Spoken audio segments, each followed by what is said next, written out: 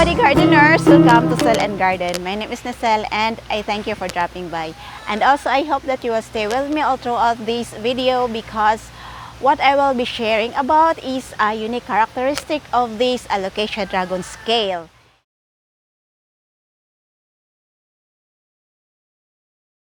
And I was so surprised to find out that this has a unique trait that is very far different than those of other Alocasias. And what I am referring to is the ability of this plant to produce some corms.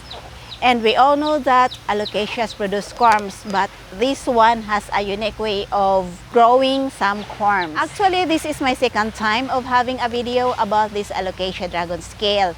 In the first video, my assumption was that it came from the flower of this plant because at that time, what I saw was only the flower of this one and I was not able to monitor it so closely because I was so busy at the time.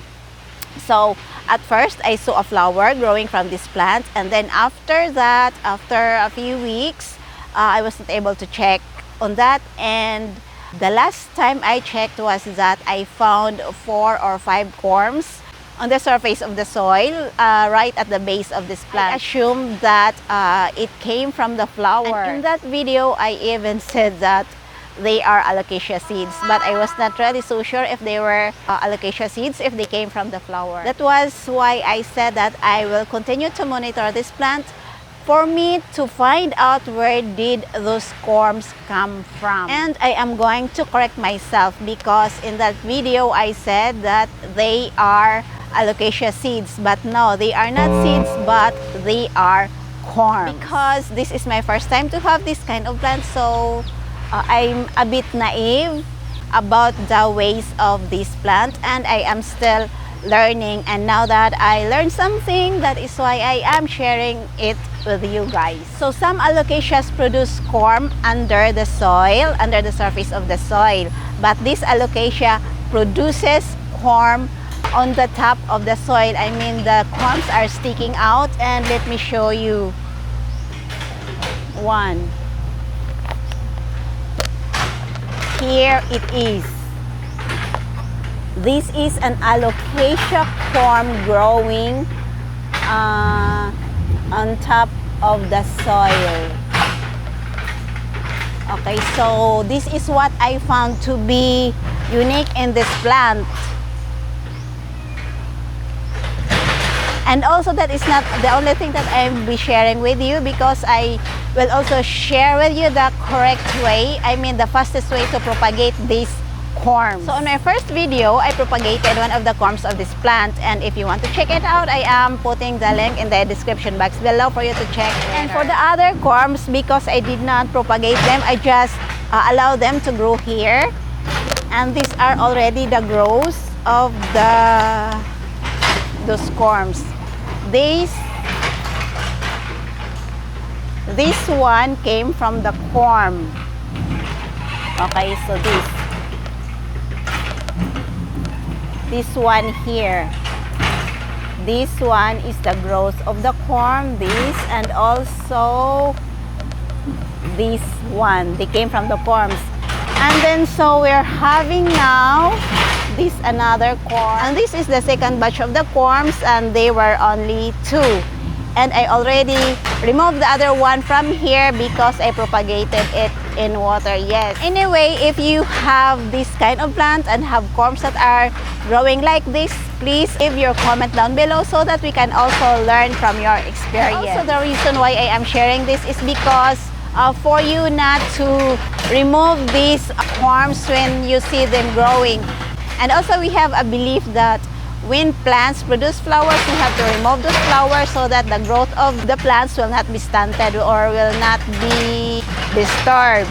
For these Alocasias, when you see corms growing, so you have really to check whether what grew in it is a flower or a corm. Anyway, it is very easy to distinguish the flower from the corms, because when flowers of this Alocasia grow, they grow right here on top of the petioles of this plant, while the corms are growing here. they are sticking out a bit farther away from the petioles. This was the first corm that matured first ahead of the other one because its stalk already dried up, and this means that it is already matured, and I pick it up for propagation. This is where I'm going to propagate this corm, and the first thing that I will do is to clean up this corm. I will remove the dried skin and the dried stalk in it, and also ensure that this corm is clean before putting it in this water or propagating it in water.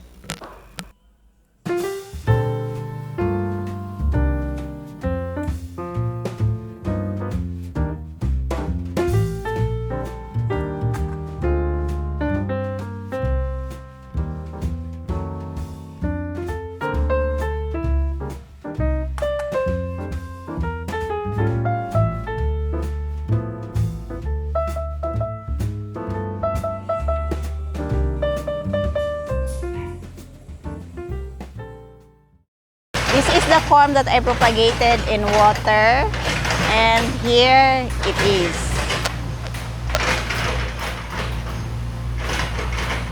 It is already growing some roots. Here, beautiful roots.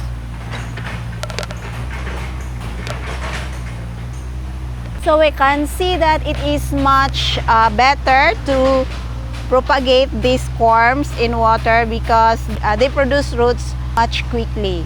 And one more thing, let me share with you this tip. Don't remove the corm when it is still green like this one. We have to wait for this to dry out. We have to wait for the stalk to dry out before we can remove the corm, because that means that it is already mature and ready for propagation. You can allow the roots of the corm to grow some more and even produce some leaves before transplanting it in soil. But for me, I can't wait for it. So I'm now planting it here and making sure that the top of the corm is popping up. So I hope that you learned something from this episode, and if you like this video, please give it a thumbs up so that more gardeners will be able to find us. And also, if you haven't subscribed yet, please subscribe, and your support is very much appreciated. Thank you very much, guys, for being with me, and I'll see you soon. Bye. Our audio is very noisy because there is a monster over there causing the noise. They're digging the soil because they're going to build a wall there.